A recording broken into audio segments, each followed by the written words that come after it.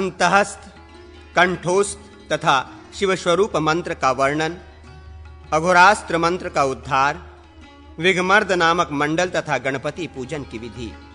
भगवान शिव कहते हैं, स्कंद जिसके ऊपर तेज र हो, ऐसे विश्व रूप ह को उद्धृत करके फिर नरसिंह श के नीचे कृतांत म रखें, उसके अंत में प्रणव लगा दें। ऐसा कर रह क्षमाओं बना, इसके बाद उहक उ अंशुमान तथा विश्व हम को संयुक्त करें, इससे होम बनेगा। ये दोनों क्रमशः अंतहस्थ और कंठोस्थ कहे गए हैं। अंतहस्थ वर्ण आदि में होने से उसे पूरे मंत्र की अंतहस्थ संज्ञा हुई। दूसरे मंत्र में हम कंठ स्थानीय हैं और ओमकार ओष्ठ स्थानीय, अतः उसे कंठोस्थ नाम दिया गया है।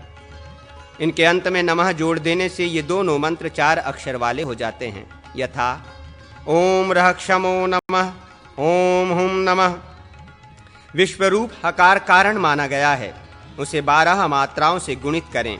इन 12 में से 5 हरस्व बीजों द्वारा पूर्ववत ईशान आदि 5 ब्रह्म मूर्तियों की पूजा करें और दीर्घात्मक 6 बीजों द्वारा पहले की ही भांति यहाँ अंगन्यास का कार्य संपन्न करें।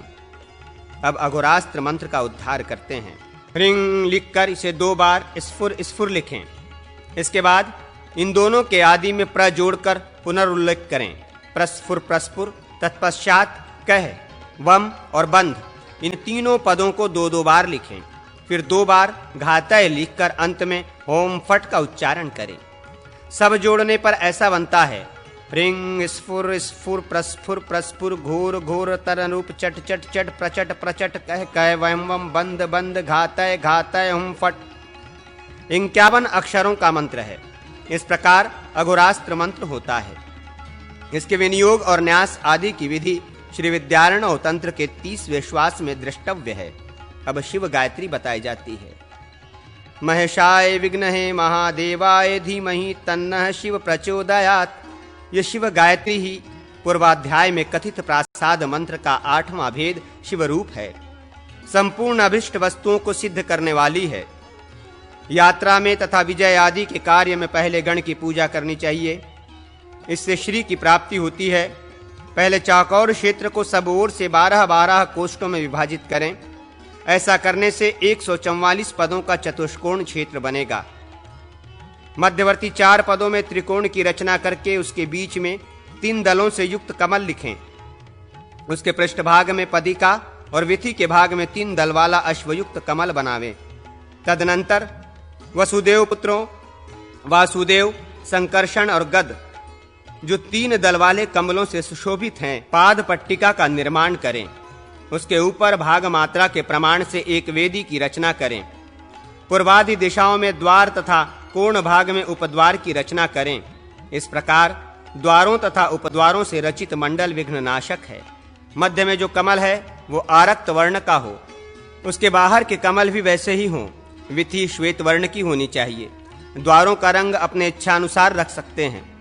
कर्णिका पीले रंग से रंगी जाएगी तथा केसर भी पीले ही होंगे। ये विघ्नमर्द नामक मंडल है। इसके मध्य भाग में गणपति का पूजन करें। नाम का आदि अक्षर अनुस्वार सहित बोलकर आदि में ओम और अंत में नमः जोड़ दें, यथा ओम गम गणपते नमः। ह्रस्वांत बीजों से युक्त ईशान तत्व पुरुषादि मंत्रों से ब्रह्म मूर्तियों का पूजन तथा दीर्घांत बीजों से हृदय, सिर आदि अंगों में न्यास करें। उपर्युक्त मंडल की पूर्व दिशागत पंक्ति में गज, गजशीर्ष, गजानन, गांगेय, गणनगनायक, गगनग तथा गोपति इन नामों का उल्लेख करें। इनमें से अंतिम 2 नामों की 3 आवृत्तियां होंगी। इस प्रकार ये 10 नाम 10 कोष्ठों में लिखे जाएंगे और किनारे के एक एक कोष्ठ खाली रहेंगे, जो दक्षिण उत्तर की नामावली से भरेंगे। विचित्रांश, महाकाय, लंबोष्ट, लंबकर्ण, लंबोदर, महाभाग, विकृत, विकट, पार्वती, प्रिय, भयावह, भद्र, भगण और भयसूदन, ये 12 नाम दक्षिण दिशा की पंक्ति में लिखें। पश्चिम में देवत्रास, महानाद, भासुर, विघ्नराज, गणाधीप, उद्दट स्वप्न, उद्दट शुंड, महाशुंड, भीम, मनमथ, मधुसूदन तथा सुंदर और भावपुष्ट ये नाम लिखें। फिर उत्तर दिशा में ब्रह्मेश्वर, ब्राह्म मनोवृत्ति, संलय, लय, नृत्यप्रिय, लोल, विकर्ण, वत्सल, कृतांत, कालदंड तथा कुंभ का पूर्ववत उल्लेख करके इन सब का यजन करें। पूर्वोक्त मंत्र का 10,000 जप और उसके दशांश से होम करें। शेष नाम मंत्रों का 10-10 बार जप करके उनके लिए एक-एक बार आहुति दें। तत्पश्चात पूर्णाहुति देकर अभिषेक करें। इससे संपूर्ण मनोरथ सिद्ध होता है। साधक भूमि, गौ, अश्व, हाथी तथा अस्त्र आदि देकर गुरुदेव की पूजा करें। वागीश्वरी की पूजा एवं मंत्र आदि। भगवान शिव कहते हैं, स्कंद, अब मैं मंडल सहित वागीश्वरी पूजन की विधि बता रहा हूं। उहक, उ को काल, घ से संयुक्त करके उसका चंद्रमा अनुस्वार से योग करें तो वो एकाक्षर मंत्र बनेगा। घुम, निषाद पर ईश्वर ई का योग करके उसे बिंदु विसर्ग से समन्वित करें। इस एकाक्षर मंत्र का उपदेश सबको नहीं देना चाहिए। वागीश्वरी देवी का ध्यान इस प्रकार करें। देवी की अंग कांति कुंद कुसुम तथा चंद्रमा के समान उज्ज्वल है। वे 50 वर्णों का मालामय रूप धारण करती हैं। मुक्ता की माला तथा श्वेत पुष्प के हारों से सुशोभित हैं। उनके 4 हाथों में क्रमशः वरद, अभय, अक्षमाला तथा पुस्तक शोभा पाते हैं। वे तीनों नेत्रों से युक्त हैं। इस प्रकार ध्यान करके उक्त एकाक्षर मंत्र का 1,00,000 जप करें। देवी पैरों से लेके मस्तक पर्यंत अथवा कंधों तक, ककार से लेके शकारत तक की वर्णमाला धारण करती हैं। इस प्रकार उनके स्वरूप का स्मरण करें। गुरु दीक्षा देने या मंत्रोपदेश करने के लिए एक मंडल बनाएं। वो सूर्याग्र हो और इंदु से विभक्त हो। 2 भागों में कमल बनाएं। वो कमल साधक के लिए हितकर होता है। फिर विथि और पाया बनाएं। 4 पदों में 8 कमल बनाएं।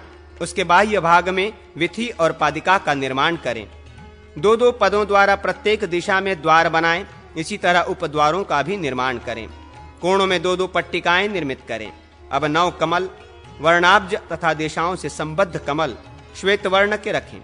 कर्णिका पर सोने के रंग का चूर्ण गिराकर उसे पीली कर दें। केसरों को अनेक रंगों से रंगकर कोणों को लाल रंग से भरें। व्योम रेखांतर काला रखें। द्वारों का मान इंद्र के हाथी के मान के अनुसार रखें। मध्य कमल में सरस्वती को, पूर्वगत कमल में वागीशी को, फिर अग्नि आदि कोणों के क्रम से हल्लेखा, चित्रवागीशी, गायत्री, विश्वरूपा, शांकरी, मति और धृति को स्थापित करके उन सब का पूजन करें। नाम के आदि में ह्रीम तथा नाम के आदि अक्षर को बीज रूपों में बोलकर पूजा करनी चाहिए तथा पूर्व में हिंग वांग वागीश्वय नमः इत्यादि सरस्वती ही वागीश्वरी के रूप में ध्येय है। जप पूरा करके कपिला गाय के घी से हवन करे। ऐसा करने वाला साधक संस्कृत तथा प्राकृत भाषाओं में काव्य रचना करने वाला कवि होता है और काव्य शास्त्र आदि का विद्वान हो जाता है।